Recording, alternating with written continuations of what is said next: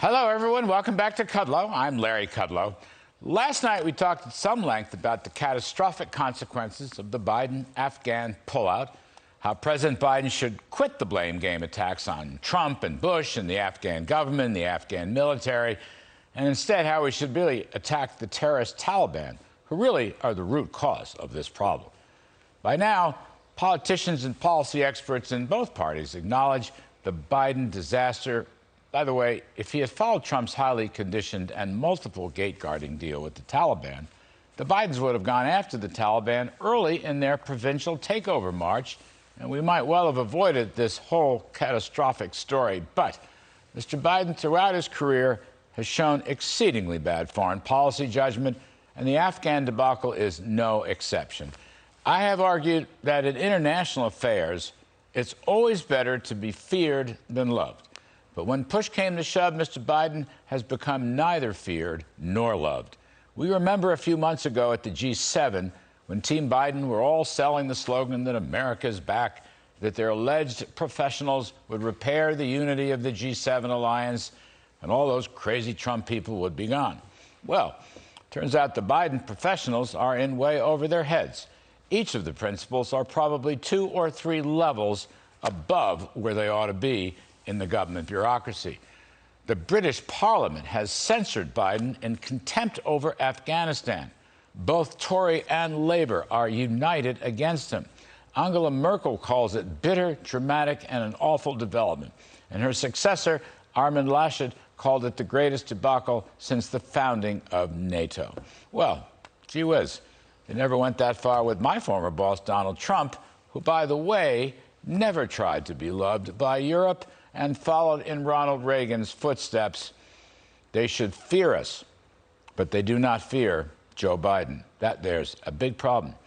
This evening, we're going to take a look at the state of the U.S. rescue mission for American citizens, as well as Afghan folks who assisted U.S. operations down through the years.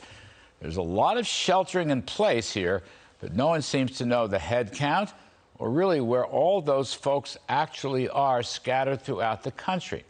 Then there's the issue of a Taliban takeover of the Afghan government, which of course would create state sponsorship of terrorism. In this case, it would be a terrorist government sponsoring other terrorist groups. Originally, the Trump plan sought a peace deal between the Taliban and the Afghan government, maybe even a coalition government. Fortunately, at this point, the U.S. has not recognized any new government, and also, fortunately, the U.S. Treasury, working with the IMF and the World Bank and Western commercial banks, is withholding all funds, loans, deposits, reserves, probably totaling as much as $10 billion, which is the Afghan GDP. This is good. I'll give credit where credit is due, and I reckon a lot of this is coming from the Treasury, as well as the IMF and the World Bank.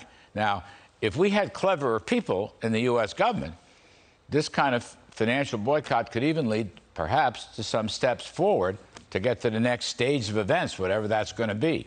I am trying to advance this story despite the confusion and chaos and incompetence of the Biden administration.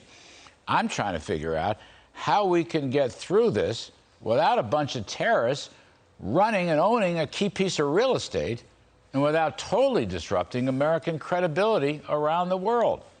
Right now, our diplomacy is in disarray. Our military confidence is at low ebb.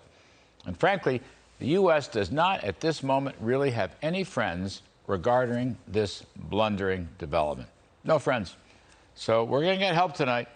Former National Security Director Robert O'Brien will be here later in the show.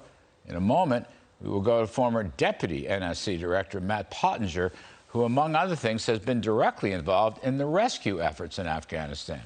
But as a last thought, I'm the eternal optimist. Because Mr. Biden has lost his friends abroad and really has lost many of his pals at home, his own party is turning against him and his polls are plunging. The potential better news here is that his $5 trillion plus spending, taxing, regulating, entitling, and Green New Dealing plan is in a heap of trouble in Congress.